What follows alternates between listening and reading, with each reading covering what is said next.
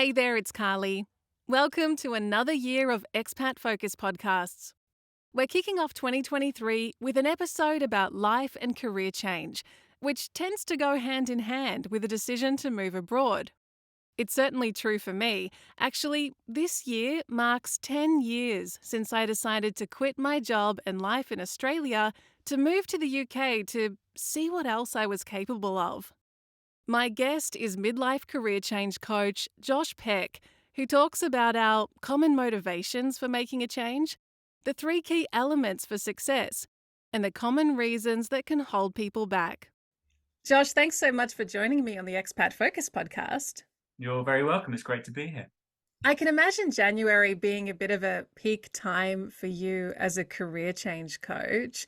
What do you think it is about this time of year, the start of a new year, that makes people really think about the changes they want to make in their lives and act on it?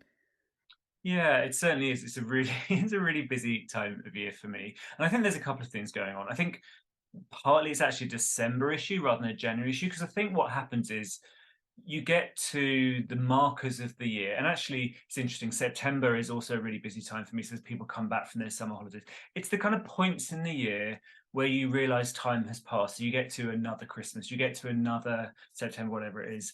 And you look back and you realize that the things that you had hoped you would do, and career change is often pretty high on people's list, you actually haven't made the progress on it that you'd want. So there's a sense of another year, and I'm still in this job that I decided a year ago or 2 years ago, or often 3 or 4 years ago, that I wanted to move on from.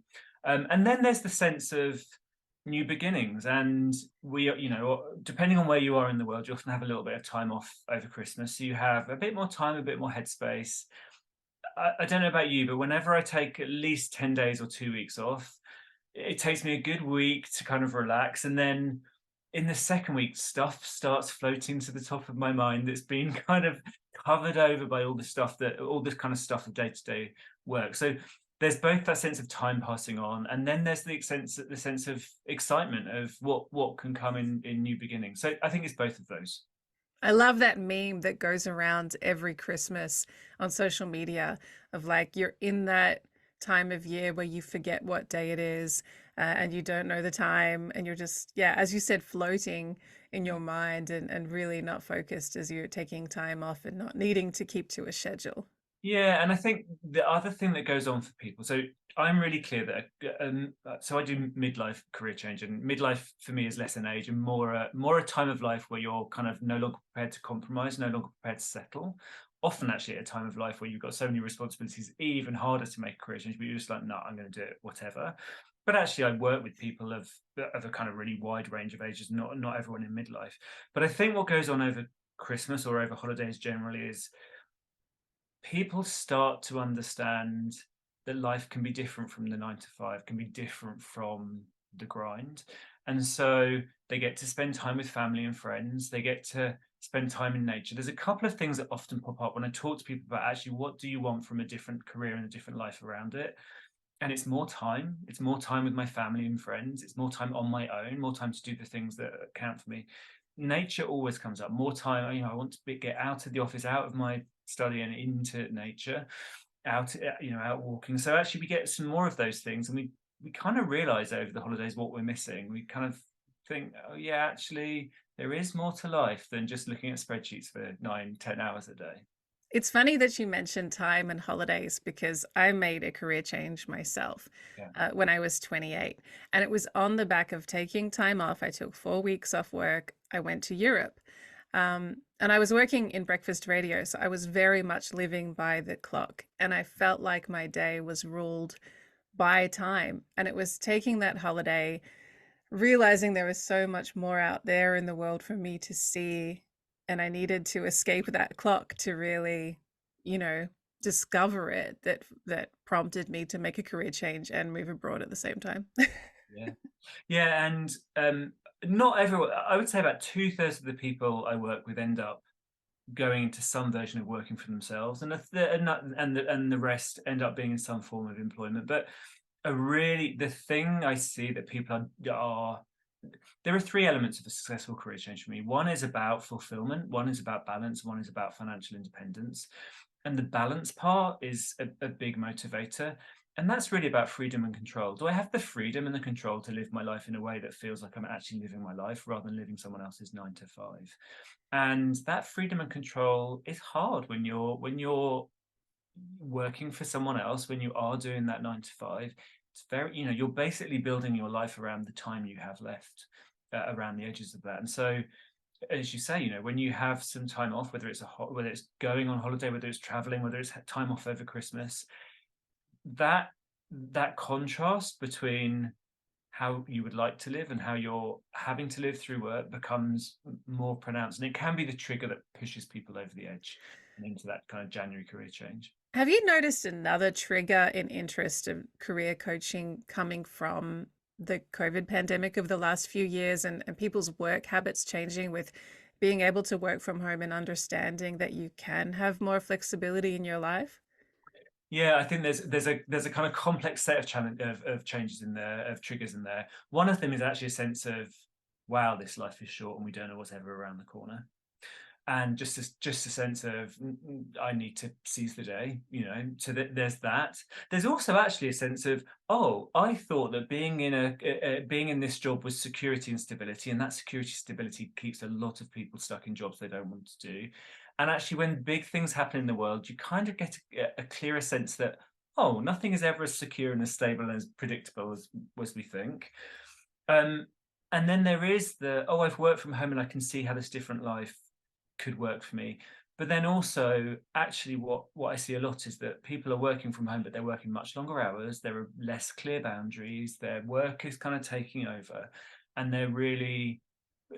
It's almost like the real benefits of being able to work in a different way are dangled in front of their face, with all of the costs of still working in that way. So the pandemic has definitely been a big trigger in lots of different ways for people.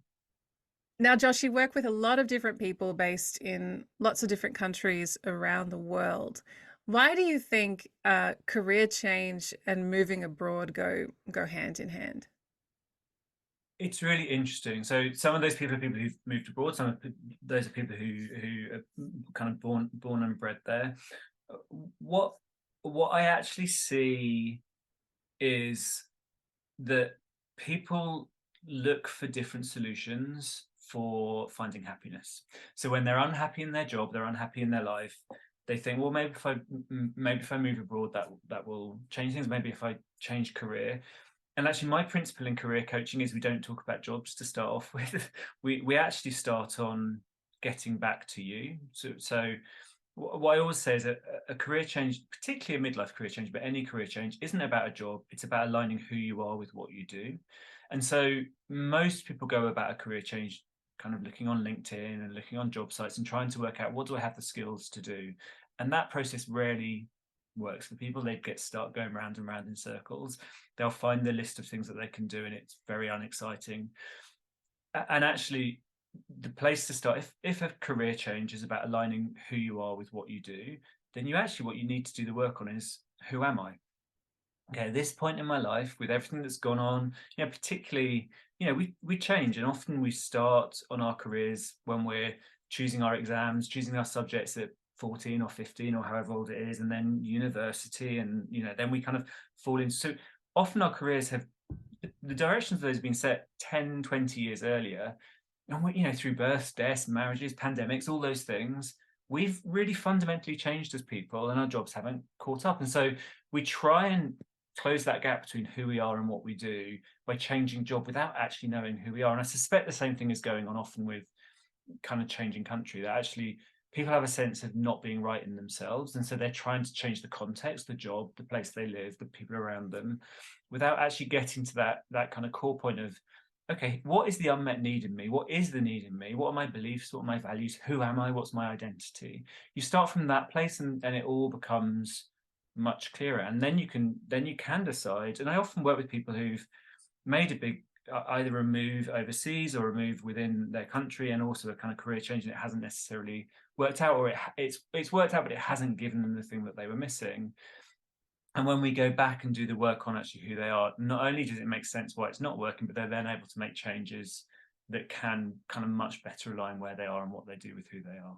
So, what can you tell me about some of these changes that you've seen your international clients make in their lives and careers through your coaching? Yeah, I mean, the thing I can tell you is there's no one size fits all. It's the people. Some people come to me and they say, Everyone just quits their job to open a cafe, right? Isn't that? Yeah, not so much, but it's funny. Some people come to me and say, "Right, what job is it that I need to do?" And I say to them, "I'm sorry, I just don't know that. What I don't do is I'm not a kind of career. Yeah, I don't know about you, but at school we had a kind of computer program where it asked you all the things that you liked, and if you like books, it told you you should be a librarian, and that Yeah, kind of yeah, stuff." I remember that book. No, my principle is you have all your own answers. Like you already know no one's broken, everyone's creative, resourceful, and whole. You have all your own answers, but they get covered up. And so what I enable people to do is to find those own answers. And there's always their own answers, and there's always a point in the process where they get this flash of inspiration and where they know they're like, oh, this I've always known this, and yet I've never known it, and here it is. So the It's like range is the aha moment. Yeah. yeah, and the range is huge. So I work with a client in India who worked in tech, who went to be a breathwork coach. Another client who went from kind of a very kind of corporate job into being a writer. The range is really huge because it's not about jobs, and that's why I can work across the whole world. It's not about jobs and job markets. It's about who you are, what's right for you. Equally, it's not always that huge. I've worked with a client recently who works in financial services, and her changes from going and being an employee to being, non-executive director and having that kind of portfolio, so kind of crossing the table, as it were. And then people who've gone from construction into agriculture, for a whole range. But really, I say to people, the world really is your oyster. There's very little that people can't do. It's funny. The question people often ask me at the beginning is, "Oh, you will make sure I don't come up with anything stupid and really unrealistic." Well, no, I won't, because Don't I, let me make a bad career decision. that's exactly, and like people really are able to do extraordinary things. And the thing that holds people back is actually it's not having too big an ambition, it's having too small a one. Most people try and make a career change safe by keeping their ambition small and kind of manageable. Actually, what that means is the benefit of the career change doesn't outweigh the kind of costs. And there are some costs, or there are some challenges. You're starting something new. Incidentally, I don't think you can start again. You take your network, your knowledge, your skills, your expertise, your experience with you. So, as I'm sure you found in your second career, it doesn't take you nearly as long to get to the same level of success and kind of progression and income as it did in the first, because you're already this kind of developed package. But um, it, if you try and keep yourself too small and your ambition too small, it's just not exciting enough. It's not life changing enough. So what I say to people is, go for really big, ambitious, life changing stuff. For most people, a big drive in a career change is wanting to feel more fulfilled. And fulfillment is about having an impact on the world that feels meaningful for you, changing the world in some way that feels really meaningful for you. So I never try and constrain people's ambition. I try and just expand it and expand it and expand it. It was actually refreshing to hear you say earlier that only a certain percentage of people end up starting their own business or working for themselves. Because I was even speaking to Nikki, our last guest on the podcast, who was speaking about how she kind of had to create her own business when she moved from the Netherlands to Japan because she was searching for a job as an English speaker without Japanese, and she just couldn't find another option. And so becoming an entrepreneur was kind of the path she had to take for herself. Yeah. I know that's a situation that a lot of expats find themselves in. I know I don't work for myself full time, but I do work a little for myself. And at the start, I was very adamant. I do not want to do this as my sole job. I have no ambition to be self-employed as the way I make my living. Yeah. Do some of your clients feel a little backed into a corner like that? And how do you talk them through other things they can do uh, when they are in those situations, in those thought processes? Yeah, so some people are really clear that they absolutely don't want to work for themselves, and others are really clear that they do. And then there's a kind of middle ground of people who actually are unsure. And what's really important is kind of really working out, is it fear that's holding them back from working themselves, or is it just a sense of that's not what I want? And so when we coach, we look at a whole range, we build up this kind of three-dimensional picture. And one of the things is actually, what does a great day look like for me when I'm working? What kind of organization do I really thrive in big organizations, in small organizations? Who do I want to be working with? Am I someone that works best on my own or in a team? And when you build up all of that information, it starts to make it clearer whether or not actually your kind of ideal working situation is working for yourself, or for someone else. And then you can work on, okay, well, what's holding you back? Is it fear? Is it barriers in the external market? And then the thing really then is to work with people, and if they do want to be employed and they're struggling with that, is to work on some of the other routes in. And one of the big ones really is the hidden job market, which is, if you look across the world, and it differs kind of market by market, but it's broadly similar, which is that about a third of jobs are recruited without ever having been advertised, without ever having been to the HR department. That they're recruited in some form through word of mouth. Now, there are all sorts of problems with that, all sorts of problems with unconscious bias and networks and all that kind of stuff, but it is part of the reality. And actually, people, particularly if you're in a country that you haven't lived in before, where you don't have a huge network, can feel very stunted by that. But actually, there is a way of working through that. There is a way of kind of putting that to your own benefit, and to going out there and to kind of, the way I always work it with people is, let's identify the sector or the kind of jobs or the kind of companies you want to work in, and let's kind of track it back to what can you be doing. The thing that And is what most, bars do they hang out in? yeah, absolutely. But the thing that is, we can come up with incredibly complicated technological solutions to things. The thing that I always take people back to is, whether it's building your own business or getting employed, it's essentially an exchange between two human beings. And you create a career one conversation at a time.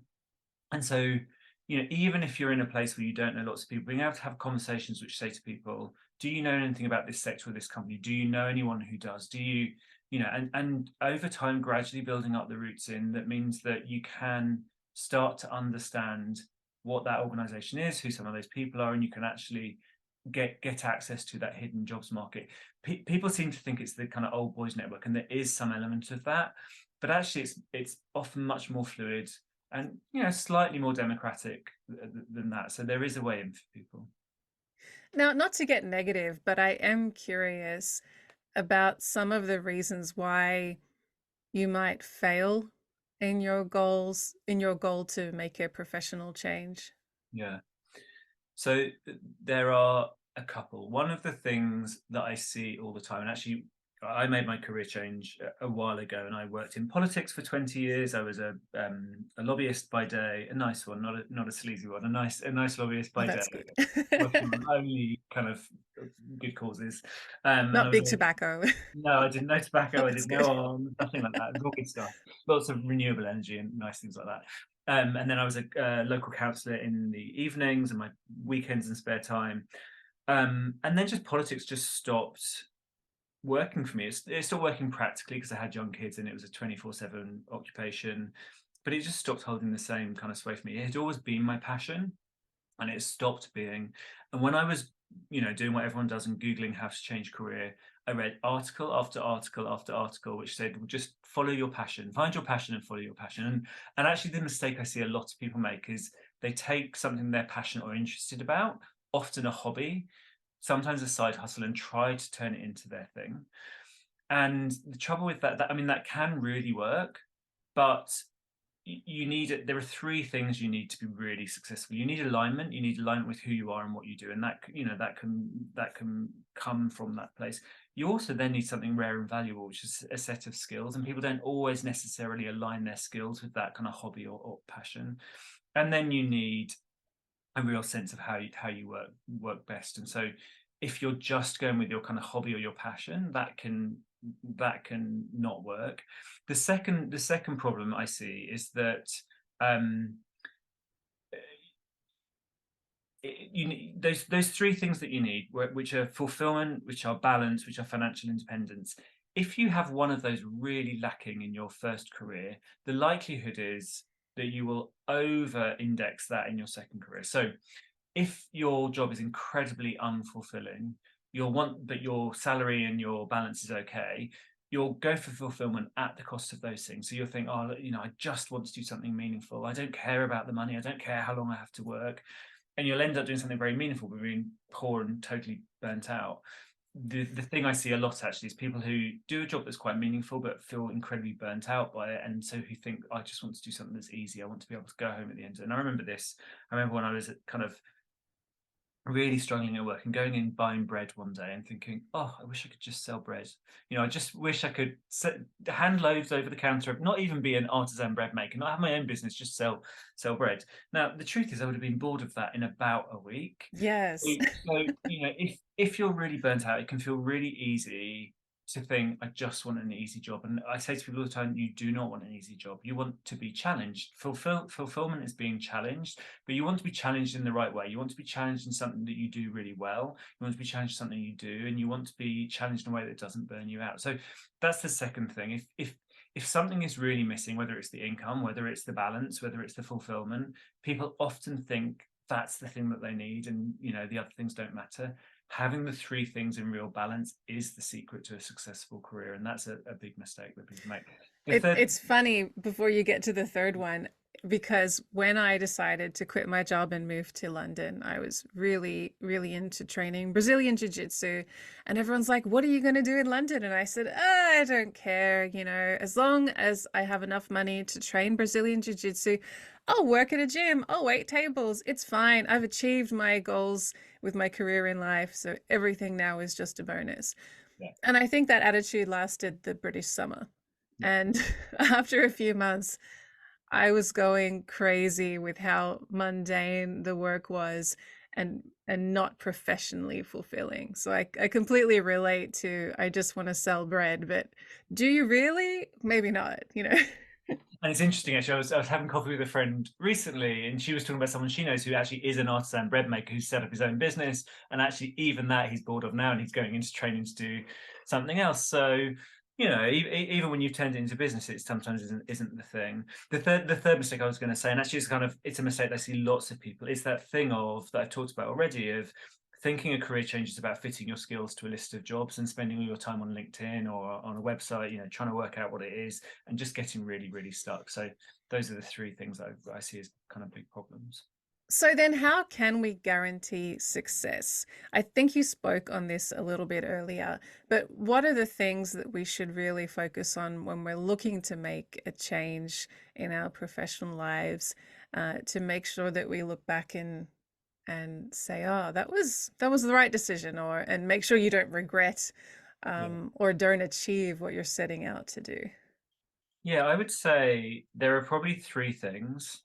Um, the first is, be really clear that you do need all of those three things in balance. You need to work out who you are and what will feel fulfilling for you. You need to know what's important to you. What a job is an exchange of our time in return for money. And so when you're handing over that much time, and it's a big chunk of time, it's got to be worthwhile, because the money is enough for some people. It's not enough for most people. For most people, you actually want to feel like you're changing the world in some meaningful way. So that's number one. Make sure that whatever you're handing over is, in terms of your time, is important enough in terms of the impacts that you give to make it feel worthwhile. Then there's the balance, making sure that the balance is right, and then there's the financial independence, making sure that you can earn enough. You've got to have those three things. That's about knowing who you are. It's about your kind of rare and valuable set of skills, and it's about actually knowing how it is you ideally work. So that's number one. Like, get really clear on those things.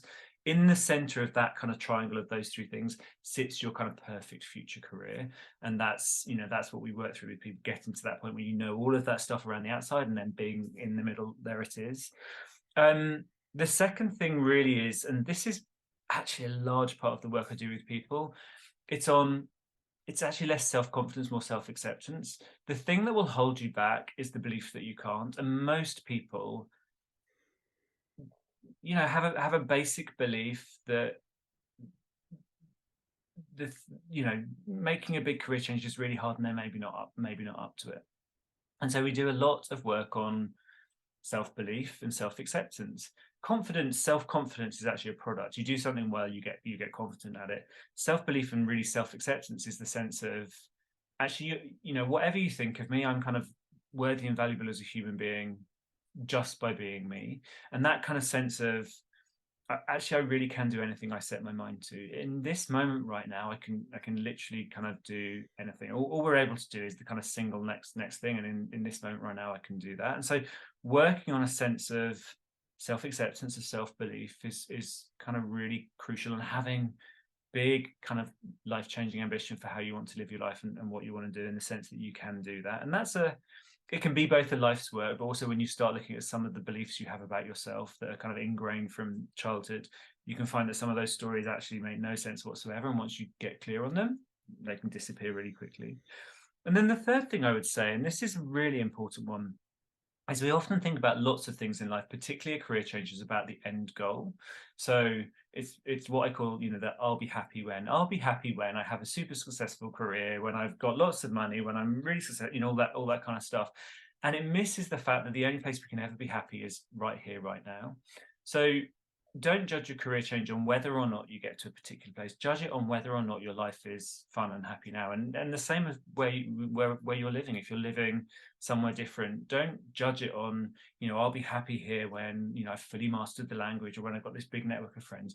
Judge it on, actually, can I be happy right now in this? And so what I see many times, people in their careers, they say, well, I'll be happy when I'm senior enough, or I've earned enough that I can work less and spend more time with my family. And I say, well, that point might never come. And when it does, you're going to need to set another goal, because you're training your brain to only be happy when you're kind of working towards a goal.